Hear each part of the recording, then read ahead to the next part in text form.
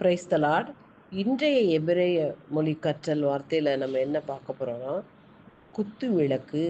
குத்து விளக்கு என்ற எபிரேய வார்த்தைக்கு மெனோரா என்று பெயர். இந்த மெனோரா என்ற எபிரேய வார்த்தையில் பார்த்தீங்கன்னா 5 எழுத்துக்கள் இருக்கிறது.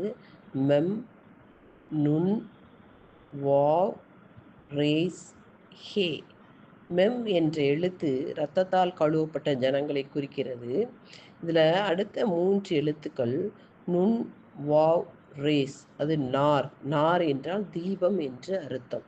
அப்போ இதில் என்ன நம்ம பார்க்குறோன்னா, இரத்தத்தால் கழுவப்பட்ட ஜனங்களுக்கு மேல் தீபம் எரிய வேண்டும். இந்த வார்த்தை யோபு 29 3வது அதிகாரத்தில் நாம் வாசிக்கும் பொழுது, அப்பொழுது அவர் தீபம் என் தலையின் மேல் பிரகாசித்தது அப்படின்னு சொல்லி வாசிக்கிறோம். அப்போ ரட்சிக்கப்பட்ட ஒவ்வொரு தெய்வ பிள்ளைகள் மேல் தீபம் எரிய வேண்டும். மத்தேயு 6:22 என்ற வார்த்தையில பார்க்குறோம், கண்ணானது சரீரத்தின் விளக்காய் இருக்கிறது அப்படின்னு சொல்லி பார்க்குறோம். இங்க கண் சரீரத்தின் விளக்கு. விளக்கு என்பது எதை குறிக்கிறது என்றால் குத்து விளக்கை தான் குறிக்கிறது. அப்ப மத்தேயு 6வது அதிகாரத்துல நாம் வாசிக்கும் பொழுது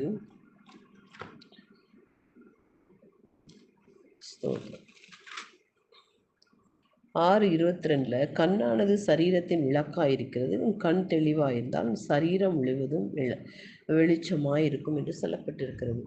அப்போ இந்த கண்ணு நம்மளுக்கு வெளிச்சமாக இருக்கணும் அப்படின்னா, இந்த கண்ணுக்குள்ளே நம்மளுக்கு ஒரு அபிஷேகம் வேண்டும். அப்போ யோபு 31:1 நம்ம வாசிக்கிறோம், என் கண்களோடு உடன்படிக்கை பண்ணுகிறேன்னு சொல்லி யோபு சொல்கிறார். அல்லேலூயா. நாம் கண்களோடு தினமும் உடன்படிக்கை பண்ண வேண்டும். இந்த கண்ணு கெட்டதாக இருந்தால் நம்முடைய முழு சரீரம் கெட்டு போயிடும் சொல்லி மத்தேயு 6:22 வாசிக்கிறோம். அந்த கண்ணு கெட்டதாக இருந்தால் என்ன பையன் ஒரு கண்ணை எடுங்கி போட்டுரு. ஏன்னா நீ நரகத்துக்கு போகிற காட்டிலும் பரலோக ராஜ்யத்துக்கு போனால் ஒரு கண் இல்லாட்டாலும் போனாலும் பரவாயில்லன்னு சொல்லி மத்தேயு 6வது அதிகாரத்தில் நம்ம வாசிக்கிறோம்.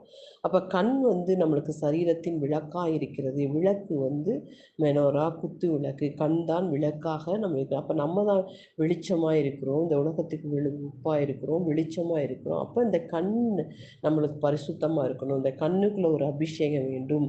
இந்த கண்ணு நல்லா இருந்தால் தான் நம்ம கண்கள் தெளிவாக இருந்தால் தான் நம்ம யெகோஷுவாவை பார்க்க முடியும். அப்படி பார்த்தால்தான் அவர் வருகையில் நாம் எடுத்துக்கொள்ளப்படுவோம், எலோத் பண்ணப்படுவோம். அப்போ அந்த கண் ரொம்ப முக்கியம்.